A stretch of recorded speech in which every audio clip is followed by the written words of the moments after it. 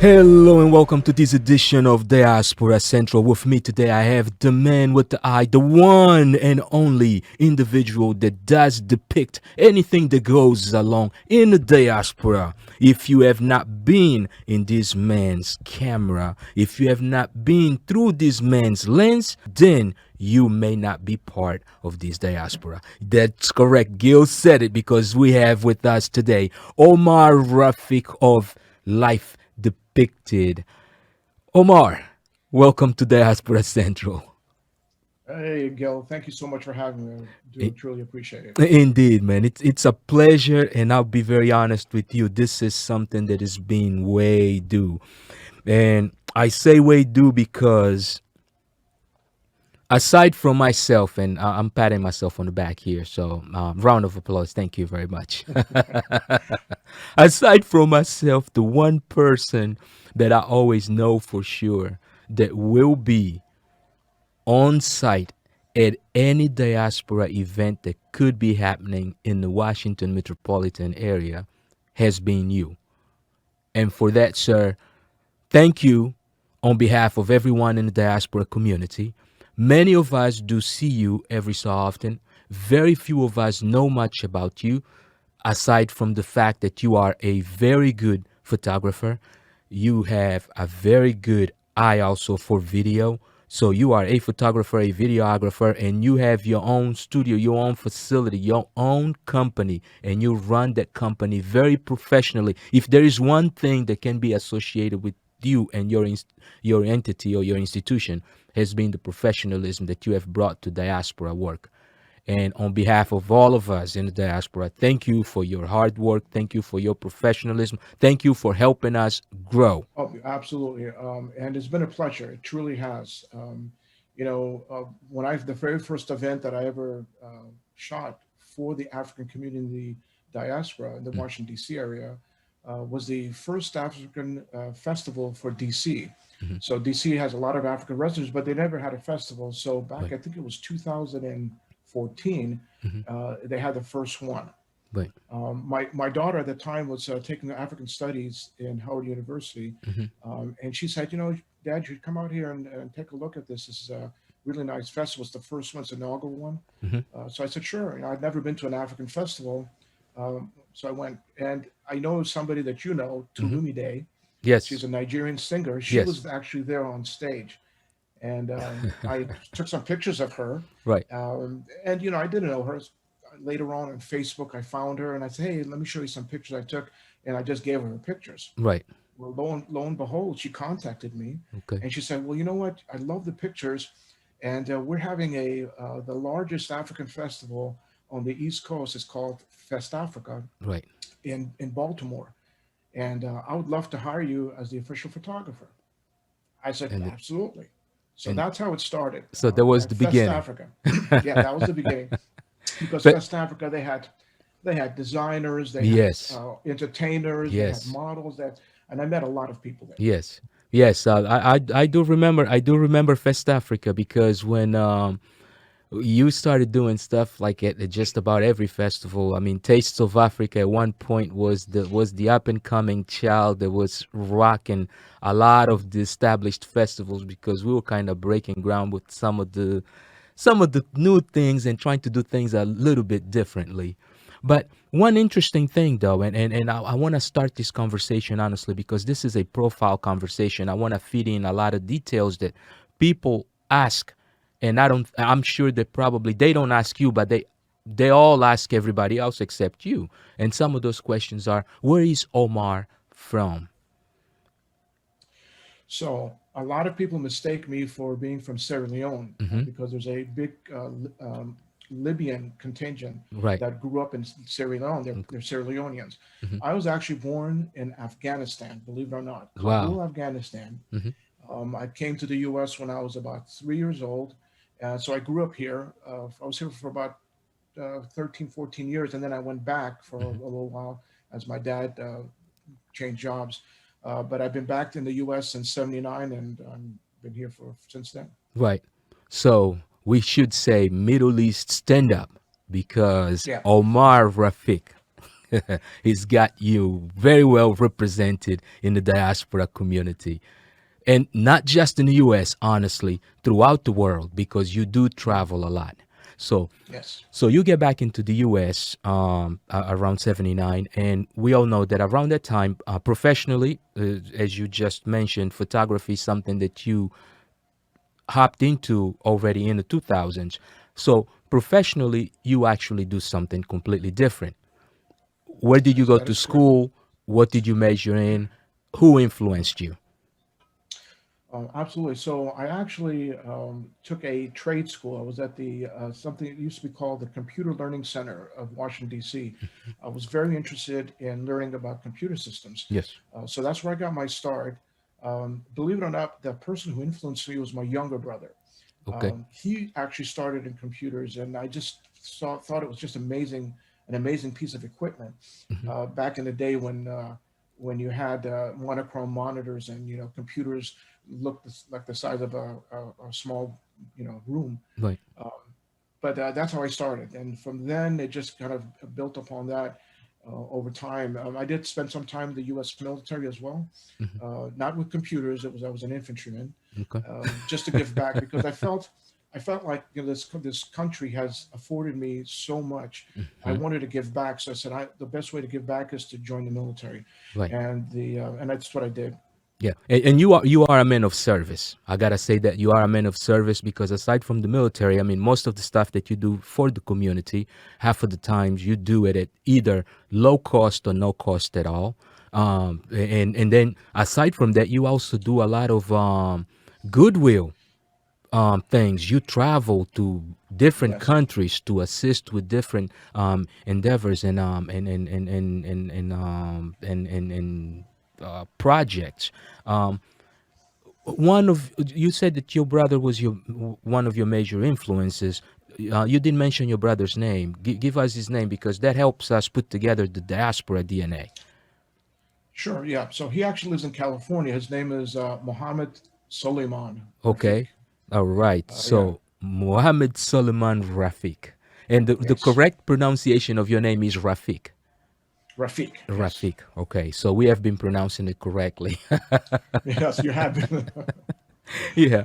So you joined the military, of course. That's normally what I call the ultimate and the most. I honestly believe that every veteran should honestly be praised because it takes a lot not only to join the military, but also to sacrifice your life for the Yes. best interest of everyone in the country. You went in, joined the military, you come back from the military. You at that point, are you still doing computers? Is that are you Yeah, as a matter of fact, I was very interested in computers before I went to the military, but I okay? didn't really get officially trained until after the military. Oh, okay. As So a matter of, yeah, got you. So once you get back, that's when you actually start to get your training and you go to CLC. correct. Okay. So we alma mater on CLC because I also did do one diploma at CLC. I did networks engineering at CLC. Ah, Yes, the one in I didn't know that. right at Alexandria. So Yeah. because in my story, and I'm going to try to make this one very briefly. I basically started at a community college. Then I started working professionally. Then I went to Hmm. CLC. Then as I was going to CLC, I was also working on my bachelor's. So and working a full time job. One of those, diaspora things. Yeah. It's like we stay busy. We Yeah. do a lot of we Exactly. do a lot of things. Sometimes we are worst enemies because we do too much. Yeah. Yeah. Now, there's one very important person in your life, and I want to touch on her, but and I want to start before we take this very quick break to show some of your work. Um, your wife, your spouse. Yes. Okay. Yes. When did you My guys wife. meet? How did you guys meet? Well, we met back in 1981, Hmm. and I was working back then. This is before the military, before the training. I was working at Bloomingdale's department store as a stock clerk. Okay. And she worked for the federal government at that time, and Hmm. their offices was in the same mall that I was stock clerk. And I saw her one day walking with a coworker of mine, and she just, I mean, she looked like heaven coming to me, right? She like Right. had this, that there was this glow around her, and I Right. couldn't take my eyes off The her. aura. So oh, unbelievable. So and she kept looking at me. So I was with my friends, and they're saying, "Oh, she likes you. She likes you." Well, later on, I find out she told me she was looking at me because she thought I was crazy looking at her. But anyway, that's how it started. And I spent weeks looking for her at all the stores because I thought she was at a clerk. Hmm. Well, it turns out she was working this in the office building, which wasn't, I never went to. Hmm. So I eventually was able to take her out to lunch, and that's how it started. And here we are, what, 30 some years later, Wow. still together. Yeah. And I'll tell you this, Gil, Yes. and I've told this to many people. Hmm. She was my rock. Without her, I would Indeed. not be where I'm at today. Right. Who knows where I would be? She kept me on the straight line. Right. She made me. She was the reason I made myself better. There you go. Yeah. So she. I mean, Gave you listen. I'm gave you her. purpose. Exactly. Right. And together you guys have children, right? Actually, not together. I have Okay. two stepdaughters. Okay. I even have a great granddaughter. Okay. All right. All right. So you guys have two children. Either way, you have two children. Yeah. Yeah. Yes. No, I mean, I will second the fact that she definitely is your rock, because I will tell you, if there is a model couple that needs to be put on a pedestal for people to look at and try to follow that example, is being you and her. And I will right now tell you, I admire you both. In all honesty, I do Thank you. admire and Thank you. respect you both, man. I have the ultimate respect for both of you guys, because honestly, it's been, to me, it's so beautiful to see you both at all times working together, doing things together. Wherever you are, she is. If you have a camera, she'll get a camera, and she's always helping you, and vice versa. It's like, I mean, it's interesting and it is great. But you know what? Our fans like to see proof of what I brag about, and I brag a lot about you. So I want to showcase anything of you, whether it will be video or pictures, anything that we can showcase. So let's take a very quick break so that we can show some of your content, and then we'll be right back after this break. And if you are just joined us, you are listening to Diaspora Central with Gil Ingles.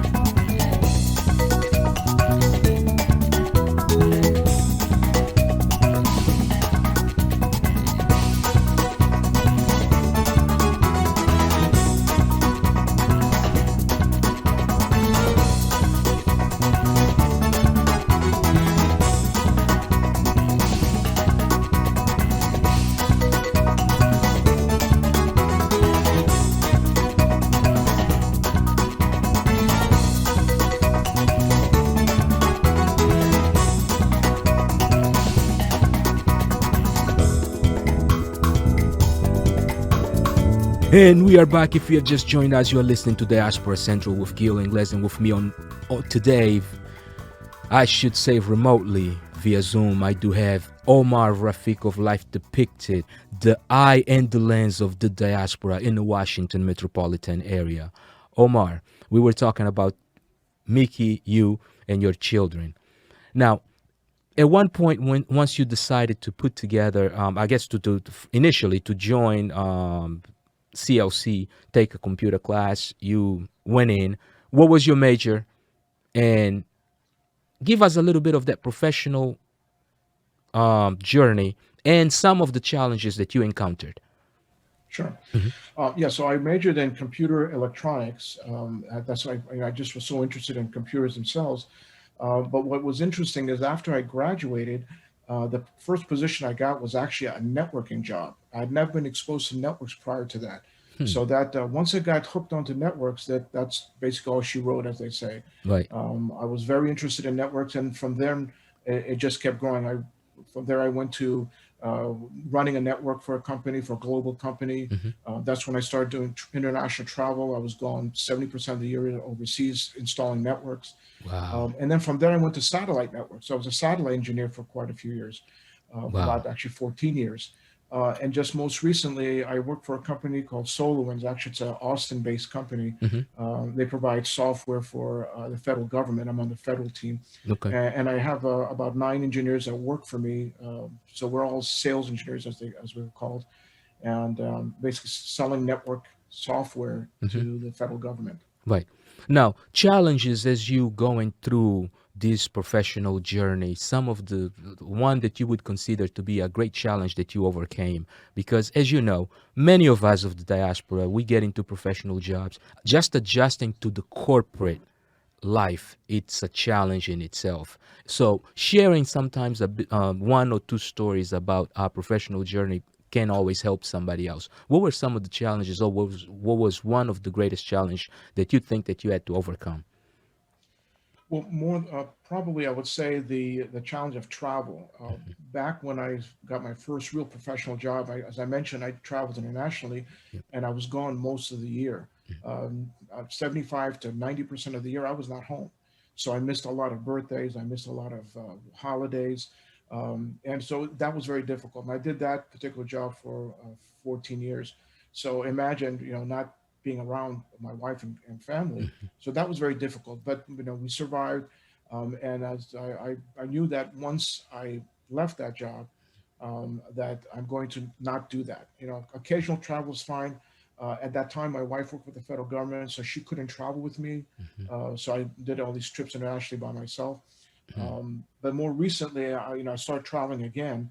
But this time, my wife is retired from the government, so we spent a lot of time together traveling, which has been a blessing. Of Right. course, since March, we've gone nowhere, and we're not going to do anything this year. Probably not until this COVID has gone away. Yeah. um, yeah. Yeah, I think COVID Now, is. Yeah, go ahead. I'm sorry. I was going to say that's probably the biggest challenge was being away from home for so much time. Yeah, and the sacrifices that sometimes we have to do because of our careers, but they're always rewarding, especially when these careers make us be able to afford what we need for our families, right? And Mhm. be able to provide for our families. Now, let's start talking the lens that makes you one of the most famous photographers in the diaspora. Um, you picked up and you did the first Fest Africa. What was the camera that you had picked up? What camera did you have? And prior to that, was there already something to do with photography hidden somewhere within Omar, or did it just kind of like burst? Because and let me say this: most people say that technical people tend to have a creative edge that normally comes around technology. Was that the case with you also? Oh, absolutely. So I actually started photography back in my teens, but it never went anywhere because it was, remember back then there was no digital cameras; it was Right. all analog cameras. But then it was just becoming too costly, and at that time I wasn't making a whole lot of money, so I kind of dropped it. Yeah. So once I started picking back up, my wife, again, my wonderful wife, bought me a camera for my birthday because she knew I liked it. So I started taking pictures, and believe it or not, I started really taking pictures of what they call macro photography, Hmm. which is taking pictures of insects.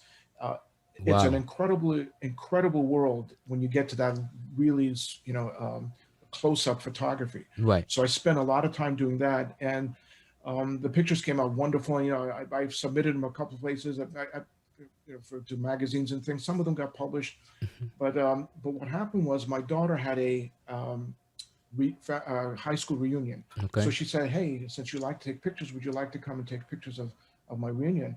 And I had never really been to an event to take pictures. Got So you. I went, took pictures. They came out wonderfully. Everybody started ordering pictures from me. I was just giving them away at that time because Hmm. I just was so happy Right. that somebody would like my pictures.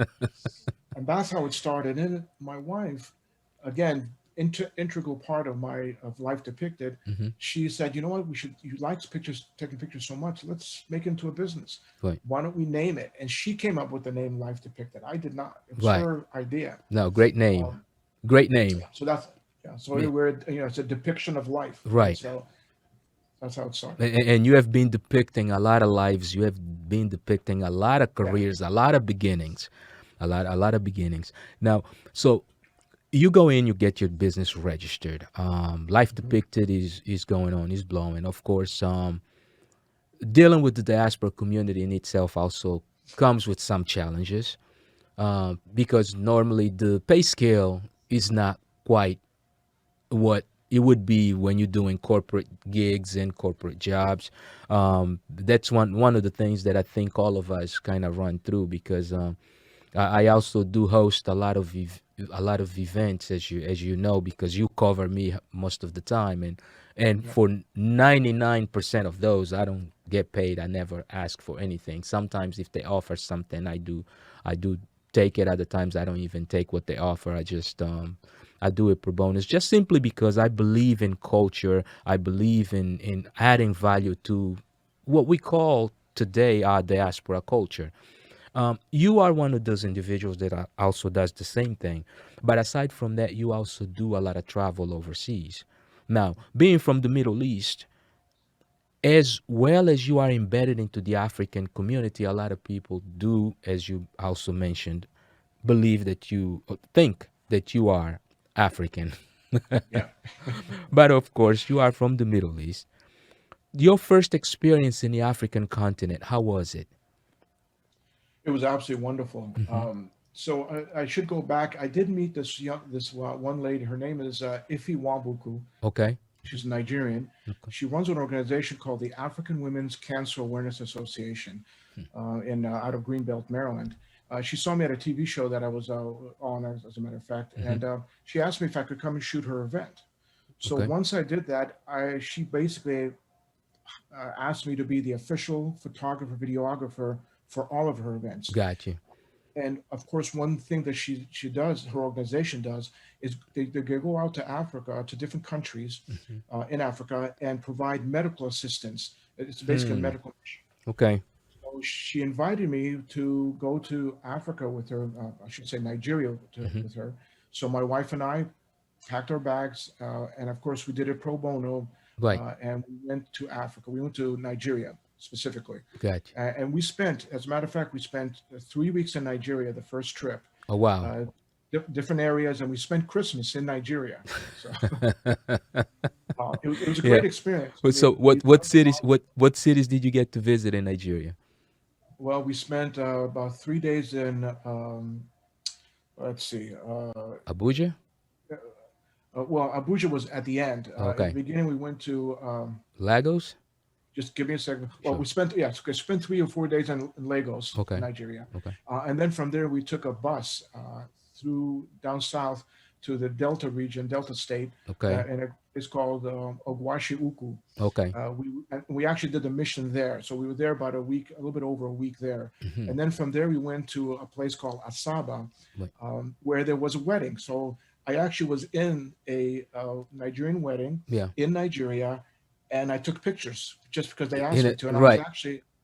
If you look at my Facebook page, I have Hmm. a outfit that I was wearing. It was an outfit that was custom made for me, Okay. a Nigerian outfit. So I was wearing that, and I'm sure there was a lot of people that are wondering, who am I? Right. And then after we spent some time there, then we went to Abuja, Hmm. and it was very interesting because when we went to Abuja, we were supposed to stay at somebody's house, but unfortunately they had some issues, so we couldn't. Okay. So we were almost homeless for about a couple of hours, Hmm. but there were some arrangements made, and next thing we know, we were at the Hilton Core in Abuja. Okay. Beautiful Hilton, Right. fantastic. We go there, and this gentleman meets us and says, "Hey, why don't you put your bags away? I'm going to take you to my compound." Hmm. So when we come back down, there's four vehicles. The first vehicle and the last vehicle have four soldiers Okay. with machine guns, and then we're in the middle two, and we Right. drive in a convoy to this huge compound, and Right. there's nothing but the police officer, or I mean military people, And it turns out that we're staying at the house of a Nigerian billionaire. Oh wow. This guy had like 20 cars in his car Right. in the court. Beautiful house. I mean, absolutely. They had an elevator inside of his house. Yeah. His neighbor, Hmm. his neighbor was the at that point was the prime minister of Nigeria. Okay. Whoa. His A neighbor. very So it prominent was an area then. incredible experience. Yeah, that You was a did great get, yeah, experience. you did get to experience Africa, because that level of Yes. extravagance you, you can find in that continent. Well, remember Yeah. that the previous week when we were doing the medical mission, we were in an area for the underprivileged, Right. right? There were people had didn't have enough money to have medical services. Yes. So this organization is a wonderful organization. We take 13, 14 medical professionals, including doctors, Hmm. surgeons, dentists, um, pharmacists, and we take Right. tons of medication and supplies. Right. So that's where we were in Houston, and all of a sudden we started working and hanging out with a billionaire. It was a Right. very stark contrast there. No, that's a pretty good. Now, do you have any images of that mission that you can actually share with our audience? I can certainly do that. Okay. I'll make sure that you have that. Yes, so definitely then let's go into a break to make sure that our audience takes a look at some of those images of the organization. Give us the name of the organization again, and if you have a website, please feel free to mention the website. Sure. The website will be www.awcaa.org, Hmm. and that stands for the African Women's Cancer Awareness Association. And again, it's run by Miss Ife Wabuku, a Nigerian lady who actually had breast cancer herself. She's a survivor, so she's done Great, a lot for the diaspora here in great. the Washington D.C. area, as well as taking medical missions all over Africa. Right, great, great. Definitely, you gotta connect us so that I can also have us on this platform.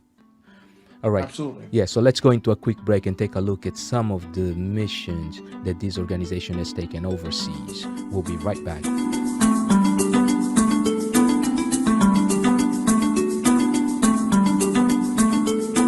Ay, mwana wange ntale kufuba keta oruge yondebe o. Ay, mwana wange ntale kufuba keta oruge yondebe o. Ay, mbirikire nyamweza mbirikire murongo mbirikire changako. Ay, orweya rwarwazi orweya rwakaoyo mbirikire nyamweza. Ay, ogoye marwazi. Ay, arwazi rwakaojwe. Ay, mbirikire nyamweza mbirikire murongo mbirikire changako. Ay, amani gange kaka. Ayo bwire bwange mbubu. Ayo kwezi bwange mbubu. Ayo mrere bwange mbubu. Ayo mwana wange ndale kufoba keta woruke yondebe o. Ayo mwana wange ndale kufoba keta woruke yondebe o.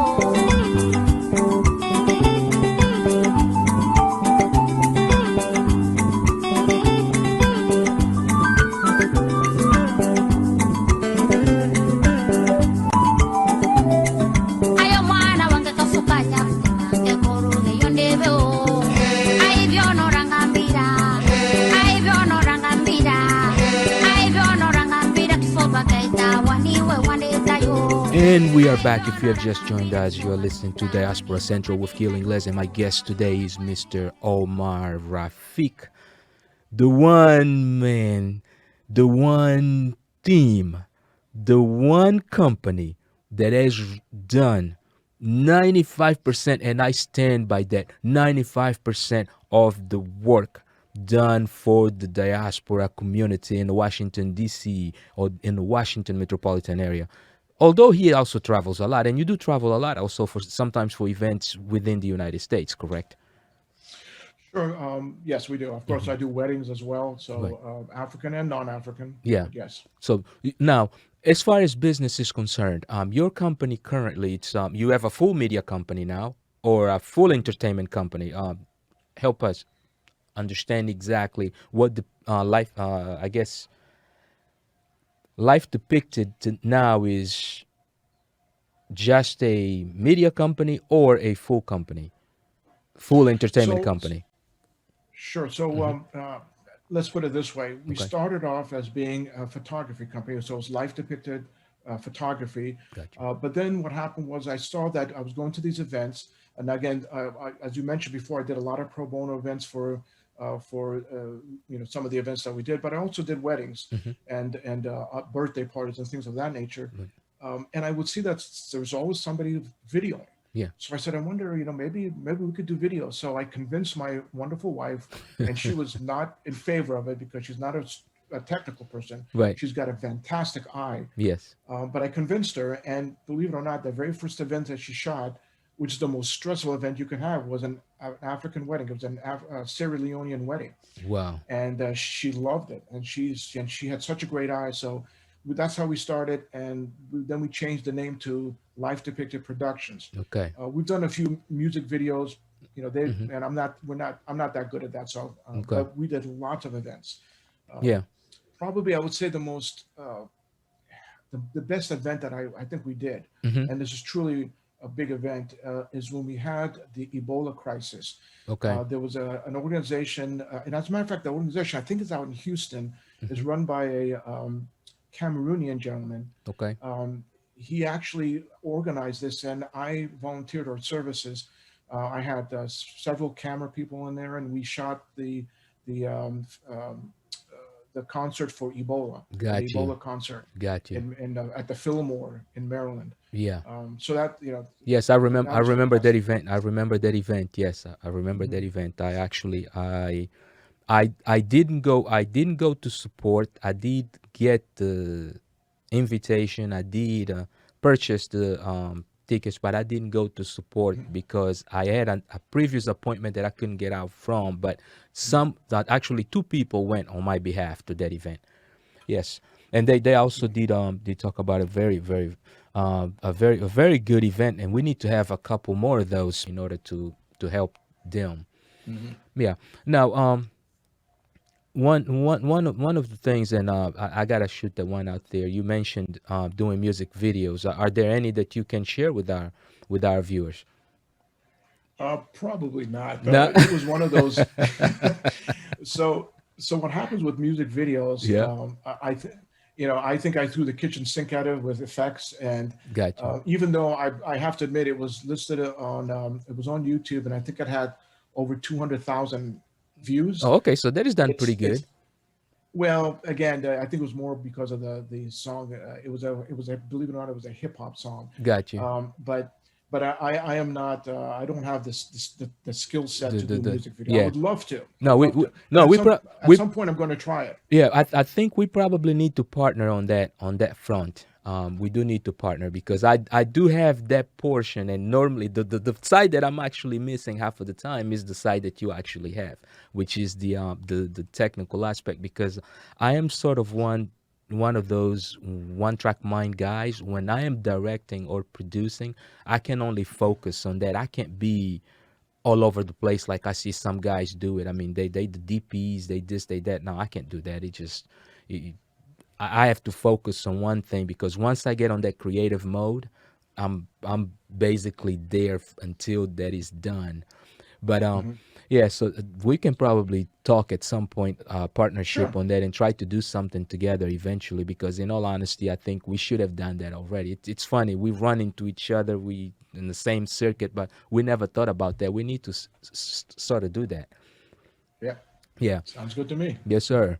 Now, it's part of the community, the African community, and I will say definitely part of the African community because, in all honesty, I think that the African Union should give you an African passport because you do for Africa more than a lot of people do for Africa, and I don't want to make it sound like you only do for Africa because you honestly do for a lot of communities, not just Africa, and that is a great thing. But I kind of sense that you fell in love with Africa somehow. So as I mentioned, when I did that Fest Africa, we Hmm. met. My wife was there with me. Right. I was taking pictures. I met so many different artists, and the treatment that I got received was more than I'd ever received before. Hmm. Everybody was so nice and so welcoming to the community. I immediately picked up business right there. Right. There was people who wanted me to come to do events. So, and then the more I did it, I fell in love with the music. I fell in love with the food. Oh my God, the food Yeah. is fantastic. Well, Uh, what's your favorite African dish? Jollof rice. I From love jollof rice. I can't have enough of it. Yeah. Now there's a war. There's a jollof rice war between Yes, Nigeria and Cameroon. Okay. yes, In your yes. opinion, and I'm neutral. I'm Southern African, so I'm staying neutral on this. I'm just gonna. In your opinion, which one of the two makes the best jollof rice? So I have to tell you that I'm going to add a third country Oh, there, really? and Ghana? that's Sierra Leone. Oh, Sierra Leone. Sierra Leone has the best jollof rice. But if you want to talk about something that Nigeria has that nobody else has, Yes. and that is suya. The suya, the barbecue that they Yes. have Yes. The in meat. Nigeria Right. was absolutely unbelievable. So you basically saying, so between jollof rice and suya, you would lean more towards Nigerian gastronomy versus any other country. Yes, But if it was simply jollof rice, you're taking Sierra Leone. I'm taking Sierra Leone. Wow. Now Now, that I may be a little bit bias. biased because most of the work I've done in Right. the African community has been with the Sierra Leonean Okay. community. So Community. I've Okay. spent more time with them. Got you. Yeah, because but it's okay if it is what you like, it is what it is. Yeah, Yeah. Now, we talked about the inspirations. Now let's go into the aspirations. Some of the things that you aspire to do with Life Depicted as a company, and and both Omar and Mickey. Some of the things that you guys plan to do, not only for the community but even for your company also. sure. So one of the things that I was aspiring, and it just things didn't work out, was I've done a lot of pageants as well, right? Okay. I've done the Miss Sierra Leone pageant. I've done just many. Right. One of the pageants that I never got a chance to do officially was the Miss Africa pageant. Okay. So I did work with them and I did some things with them, but during some things happened, so wasn't Right. able to do it. I'd like to go back and do that at some point. And that's But Miss. other than that, Yeah. I'm sorry. sorry, I'm sorry to cut you off. Is that Miss Africa USA or the Miss Africa Union? Because no, not Miss Africa USA. the Miss It's Africa run by USA. Okay. yeah, run by Lady Kate. Okay. Kate's pageant. That's right. Because Yes. yes. Okay. But you were saying other than So that, yeah. yeah, other than that, I wouldn't mind going back and doing another mission, of course, but I would like to do another mission at some point. Got you. And I would suggest that, in all honesty, actually, and I'll make right now the unofficial invitation. Excuse me. You need to come and visit Angola. Both you, Mickey, and you need to come and visit Angola, because if you did love Nigeria, trust you and me, you will not want to leave Angola. Well, I'll And I'm being take you up biased. on that. I'm being biased. I'm Angolan, so I'm being biased. But in all honesty, that's the truth. You guys need to you do need to come and visit Angola. So pageant, Miss Africa USA. And now we're going to talk a little bit of opinions. And I want to get your opinion just from a perspective of someone that Mhm. not only takes pictures, someone that actually depicts that pageant for future individuals to see. But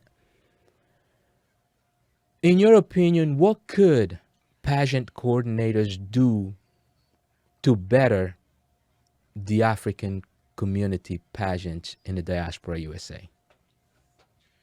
Sure, and this is probably something that you'll agree with me. I think the biggest issue that we ever had with, and not just one, with all the pageants, was probably some better time management. Right. Yeah, as you know, a lot of times we would do these pageants, there would just be so much time wasted Yes. that a pageant that should have taken no more than maybe 2 hours Right. would take 5 or 6 hours. Yes. So if the better time management, I think would really enhance the experience for everyone involved. Indeed, and I need to congratulate you now, because I know that some of your work on pageant, especially, and I can speak at least on Miss Tanzania USA, which is a Mhm. pageant that you did cover. So some of your work on that pageant has actually been covered in several countries, in Tanzania, in Angola, here in the US. So congratulations and thank you for your work on that. out of you mentioned that Miss Africa USA is one of the pageants that you would like to go back to. I had the opportunity of actually participating on Miss African Union, and in my opinion, I believe that that was probably aside, and I'm being a bit biased, and I'm being a bit biased with a reason, and I set my heart a lot into Miss Tanzania USA because, in all honesty, I kind of co-founded that pageant. I was one of the founding members of that pageant. I worked with the Tanzanian embassy with Mawini Casey, Hmm. who Yep. actually came to me with the asking for help, and at that time I had already done Miss Angola USA with the Angolan community. I had already been a founding member of Miss Angola USA um, uh, pageant committee. So once we did Miss Tanzania USA, it actually got a lot of attention because that pageant, in my opinion, was one of those underdog pageants that in every step that he took, he ended up doing something big. Like for instance, we even got to a point where we ended up doing the I guess ended up on Vogue magazine. So I call it a lucky pageant. If you had to pick one lucky pageant that you would say that surprised you in the group of the several pageants that you have had the opportunity to cover, which one would that be? Probably Miss Guinea, North America. Yes. I did Miss Guinea North America. It was a very well run. The person running it was Hawa. I don't remember her last name, but Yeah. Hawa. Hmm. She did a fantastic job, Right. and it was really well run. Hmm. I did that I think 3 years in a row. Right. Very nice pageant. No, that is pretty good. I think our company, Exposure Entertainment, did the theme song either for their first or their second pageant. Hmm. One of our producers, Blaze T, is actually the one who did the theme song that they had for that pageant. So I did attend the first few pageants also, which they kind of went pretty well. On the second one, as a matter of fact, I was there, and so was the ambassador of the Republic of Angola, because we were actually sitting side by side, Ambassador Petra Diakite. Um, Pretty good, Omar. Anything else that any shout outs that you would like to give to anyone? Anything that you would like to mention? Any ideas that you would like to propose? Um, Well, well, shout out to all the different communities, the African communities and the diaspora. They've all been very, very good to us, and that's why we went. I told you we went to Nigeria. We actually yes. went to Nigeria 3 different times for 3 different cities, 3 different states. Wow. We went to Cameroon and we went to Tanzania. Great. We were supposed to go to Sierra Leone, but of Right. course with the Ebola, we couldn't go there, and we would have continued on, of course, but this COVID hit and things have changed. So I want to shout out to everybody. I consider myself Hmm. an African actually because Yes. I've spent so much time in the community. I've even to right now, Wow. and so. You, you, Uh, you are an so it's just African. been I listen to the music Yeah. even in my car. Hmm. As a matter of fact, I know you know Sifa very well. Sifa Love Yes. Fashions. Yes. Yes. She's a very, very famous Congolese designer here That in the that's the diaspora. that's the hardest working She designer is in the wonderful. diaspora. I'll tell you. Yes, sir. Yes. So I'd give her a shout out. As a matter of fact, I've had her design a few shirts for me Oh, Sifa because did that one. she did this one. Yeah, it's kind of it's all Nice. black, so you can't see. But Yeah. I wear Yes. this a lot to African events. No, it's pretty nice because I think I see that's the I can't remember the name of the The kente, fabric on the kente the kente, cloth. kente. Yes, that's the Yeah. kente cloth on the pockets. I've actually asked her to do something similar to that with the samakaka fabric, which is a fabric from Yeah. Angola. But so when I get her to do mine, I'll actually get her to do one for you also, so that you can represent Southern Africa with the samakaka clothing. So if you do recall, I've only done one Southern African event, and that was you and I did. It was that Yes, Southern African fashion show. yes, yes. yeah, I've been trying to get to do something with the embassy of Angola. Me- I haven't had a chance yet, but hopefully at some point looking Oh, to do that oh as no, well. I'm definitely look. I am as you know now. I'm also covering Houston a lot, so I am planning an event. I won't give much details now on the radio, but you and I we will talk. And in all honesty, I am trying to do that one event that I think the community needs, and sort of kind of like this platform, because if you look, the purpose of this platform is honestly to bring people like yourself and others that have paved the way, that have actually been trailblazers in our communities, and to showcase you guys and the talent that you guys have that has actually given birth to other talent that today is starting to come up. So in order to ensure that we document all that, I'm also planning a an event that I will share with you offline, and we can probably kind of exchange ideas. But on any event, Omar, trust you in me, anything that I can do or anything that you can do, I will definitely get you on. And if there's anything that I can do for you, please do not hesitate to reach out. Oh, I appreciate it. And Gail, So I want to thank you because you've done a lot for the African community in the Washington D.C. area. thank you, I see sir. you at so many different events, and I know you're the hardest working man in show business. So as far as I'm concerned. Yeah, I'm trying to keep up with Sifa. That's I'm trying to keep up with Sifa, man. It's like I'll tell you about when we talk about being hardworking, right? Once I think Miss Angola USA was going on, and I needed an accessory for the lady that no, it was actually Miss Africa that was going on, and I needed an accessory for Miss the young lady that was representing. It was actually Lilia Piedad who was representing Miss Angola in Hmm. Miss Africa USA. I took something to Sifa at 2 o'clock in the morning, and at 4 o'clock in the morning, Sifa calls me back and tells me that she had it ready. Wow. Right. So I would tell Yeah. you she's the hardest working person. That's why I say I try to keep up with Sifa. That's my that's my take. Yeah. But Omar, it's been a great pleasure, man.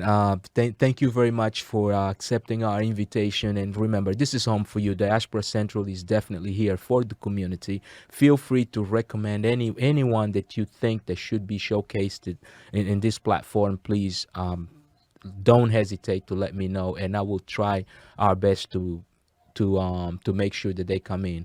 I appreciate you hanging with us today, and it's been a day of a lot of issues, but fortunately we're able to conclude this interview. Thank you very much, and let's kind of go out with something else of yours. Anything that you want to showcase? You actually do a lot of very good pictures with special effects. I think we should showcase some of those that you have done in the past. Absolutely. All right, thank you very much, Omar. All right, Thank you. The and pleasure's been mine. yes, and for all of you guys that have joined us, thank you very much for joining us. You have listened to Diaspora Central with Gil Ingles and my guest Omar Rafik. Diaspora, stand up, because Afghanistan is well represented, and now Africa has a new brother. From Afghanistan, Mr. Omar Rafik of Life Depicted. Until next time, you take care of yourselves and each other. Thank you.